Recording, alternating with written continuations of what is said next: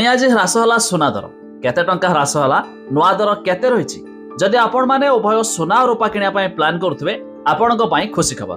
तबे आसंतु जानिबा हम ओडिसा मूल्य जहा कि 22 कैरेट और 24 कैरेट दाम केते रहिछि। जदि आपण किनिया पय जाउथबे सेही दर देई मध्य किनि पारिबे। जानिबा पूर्वरु वीडियो गोटे लाइक करंतु, सब्सक्राइब कर नथिले एबे सब्सक्राइब करी पाखर थिबा घंटी चिन्ह को दबाइ दियौ। तबे जानि रखंतु हम ओडिसा मूल्य अर्थात राजधानी भुवनेश्वर रे सोना आज 10 ग्राम पिछा 1400 टंका ह्रास देखा मिली। तबे शुद्ध सोना 24 कैरेट दाम अर्थात प्योर गोल्ड रो दाम रही 1,20,250 टंका। सेहीपरि 22 कैरेट दाम अर्थात 916 कैरेट रो दाम रही 97,650 टंका। ता छड़ा दिल्ली रो सरफा बाजार रे आज भी मध्य सोना दाम रे आंशिक मात्रा रे ह्रास देखा मिली।